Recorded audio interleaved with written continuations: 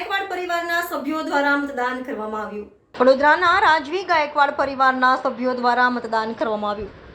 વડોદરામાં આજે લોકસભાની સામાન્ય ચૂંટણી અને વિધાનસભાની પેટા ચૂંટણી માટે મતદાન યોજાઈ રહ્યું છે, જેને લઈને વહેલી સવારથી જ મતદાન મથકો પર મતદારોની લાંબી કતારો જોવા મળી રહી છે। ત્યારે સામાન્ય જનથી લઈને રાજવી પરિવારના સભ્યો સુધી તમામ મતદાન કરીને પોતાની ફરજ નિભાવી રહ્યા છે અને અન્યને મતદાન કરવા માટે અપીલ પણ કરી રહ્યા છે। રાજમાતા શુભાંગીની રાજે ગાયકવાડે જણાવ્યું હતું કે મતદાન કરવું બધા નાગરિકોની ફરજ છે। અમે પણ અમારી ફરજ અદા કરી છે। આ ચૂંટણી મહત્વની છે કારણ કે આ લોકસભાની ચૂંટણી છે। દિલ્હીમાં શાસન કોનું આવશે તે માટેની ચૂંટણી છે। લોકો જરૂર મતદાન માટે બહાર નીકળે અને જવાબદારી સાથે મતદાન કરે। બધાને મતદાન કરવા માટે વિનંતી કરું છું।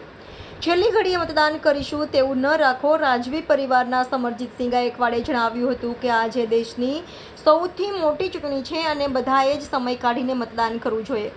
બધાને વિનંતી કરું છું કે મતદાન જરૂર કરજો। હીટવેવ દર વર્ષે આવે જ છે। મારા હિસાબે તે કોઈ વિષય નથી। મતદાન કરવું બધાનો હક છે। 5 વર્ષમાં એક દિવસ મળે છે। Reporter Rahul Rajput, YNN news, Vadodara.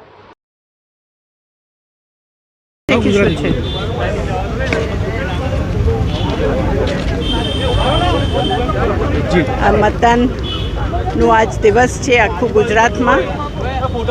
અમે પણ આપણું મત આપવા માટે અમે અહીંયા આવ્યા છે।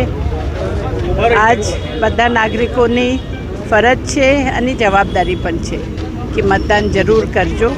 તો એ જ મારી વિનંતી છે કે દેશના ભવિષ્ય માટે અને 5 વર્ષ માટે કોણ સરકાર ત્યાં આવશે એના માટે જવાબદારીપૂર્વક વિચારપૂર્વક મતદાન જરૂર કરજો और મત આપવા જરૂર આવજો। ગરમીમાં પણ તાપમાં પણ થોડા તકલીફ કરીને પણ મતદાન જરૂર કરજો, એ જ ખાસ વિનંતી। આજે કર્યું છે, મહત્ત્વનો દિવસ છે અને બધાને વિનંતી કરું છું કે આજે જરૂર આવીને આ વોટ કરજો।